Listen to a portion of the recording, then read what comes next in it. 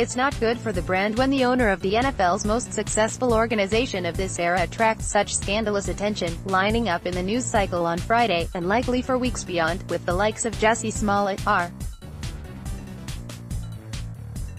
Kelly and his Oval Office pal, President Donald Trump. Sure, Kraft is presumed innocent until proven guilty.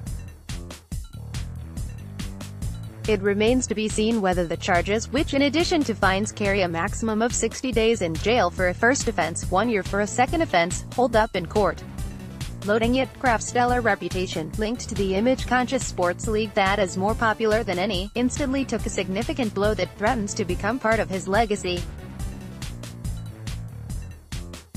A spokesman for Kraft quickly responded as such, "We categorically deny that Mr. Kraft engaged in any illegal activity. Because it is a judicial matter, we are not commenting further." And there's this statement from league headquarters: "The NFL is aware of the ongoing law enforcement matter and will continue to monitor developments. Let's remember, when it comes to NFL matters, there are two courts of law to consider, the jurisprudence of the land and Roger Goodell's court. The two are supposedly mutually exclusive, yet they're intertwined in the reality that Goodell's credibility, with damage already inflicted on the league's reputation, suddenly faces another challenge in how he handles the case of one of the NFL's most respected power brokers and one of his biggest personal supporters. This is why the commissioner gets paid the big bucks: protect the shield." Goodell did some splendid dancing on behalf of his bosses, the NFL owners, when it came to repeatedly defending the league in the recently settled collusion case stemming from the apparent blackballing of Colin Kaepernick. Alternatively, Goodell dropped the hammer on Jim Irsay in 2014, suspending him for 6 games and fining him the maximum amount of $500,000, $700,200, after the Indianapolis Colts owner pleaded guilty to driving while intoxicated and was found to possess controlled substances. Kraft speaking with LeBron James at the NBA All-Star Weekend. Credit. Upon he stood his ground against Kraft and Patriots quarterback Tom Brady in the Deflategate case, ordered an investigation into the workplace misconduct allegations that led to then Carolina Panthers owner Jerry Richardson quickly selling the franchise, and went toe-to-toe with Dallas Cowboys owner Jerry Jones in suspending Ezekiel Elliott for violating the conduct policy amid domestic violence allegations against the running back. So, Goodell's track record on personal conduct matters, as a number of current and former players will attest, suggests that he'll take action against Kraft. Yet, if he does, the key will be the swiftness and substance of any such move.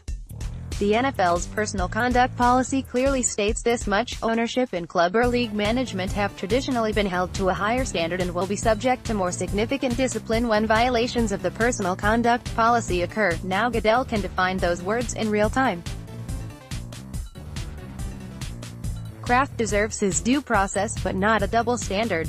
In fact, as the NFL's conduct policy states, he deserves to be subject to a higher standard.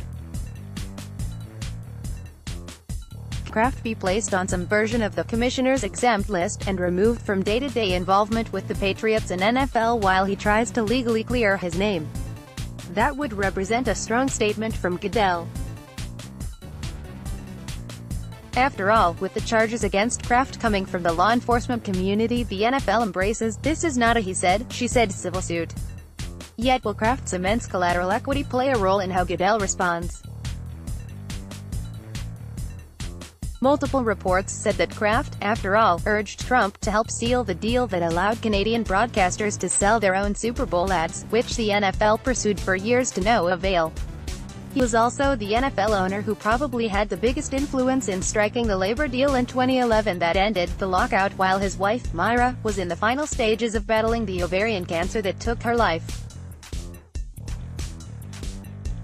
And when pondering the impact of a community-minded team like the Patriots, Kraft is some kind of legend, the former season ticket holder who saved the franchise from moving from the region and the whiz who hired Bill Belichick.